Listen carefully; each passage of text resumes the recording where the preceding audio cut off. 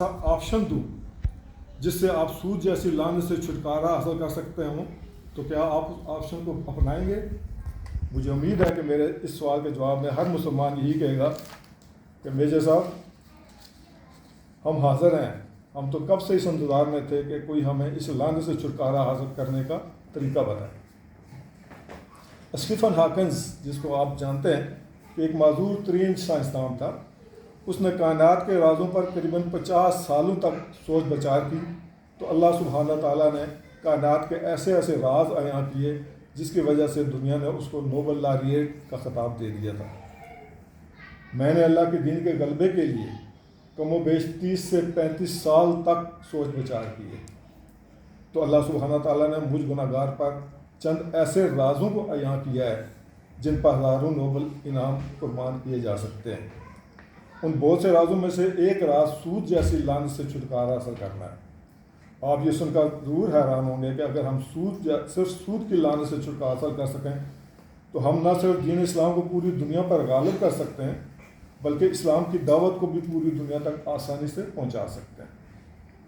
اگر ہم سود جیسی لعنت سے چھٹکارا حاصل کر سکیں تو ہم مسلمان پوری دنیا کو اپنا گرویدہ بنا سکتے ہیں۔ اگر ہم سود جیسی لعنت سے چھٹکارا حاصل کر سکیں تو پھر نہ کوئی قرآن کی بے حرمتی کر سکتا ہے اور نہ کوئی خاکے بنا کر پوری امت مسلمہ کی دل آزاری کرے گا۔ سود جیسی لعنت سے کیسے چھٹکارا حاصل کیا جا سکتا ہے اس کے متعلق میں آپ کو اگلے ہفتے تفصیل سے بتاؤں گا۔ فی الوقت میں آپ کو ایک ایسے کام کے متعلق بتانا چاہتا ہوں جسے میں نے اپنی باقی ماندہ زندگی چند سالہ دنیاوی زندگی کا مقصد بنایا ہوا ہے، کیونکہ ڈاکٹر فرد نے بھی کہا کہ اپنے سامنے مقصد رکھ کے چلیں۔ آپ ایسے نہ چلیں، مقصد نہیں رکھیں گے تو آپ اس کے لیے کوشش نہیں کر سکیں گے۔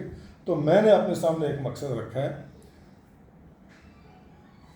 میں اس مقصد کو حاصل کرنے کے لیے جس طرح کی محنت مشقت کر رہا ہوں اسے دیکھ کر مجھے اپنا طالب علمی کا زمانہ یاد آ جاتا ہے، جب میں فوج میں صرف افسر بننے کے لیے پڑھتے بالکل نہیں تھکتا تھا۔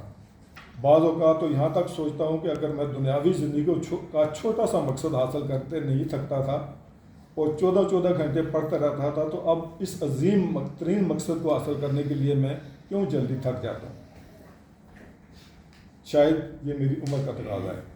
میں جب بھی اپنے مقصد کے متعلق سوچتا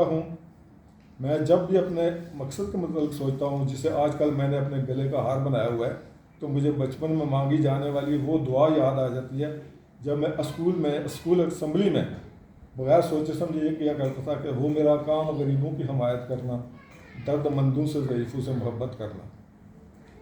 ابھی آپ یہ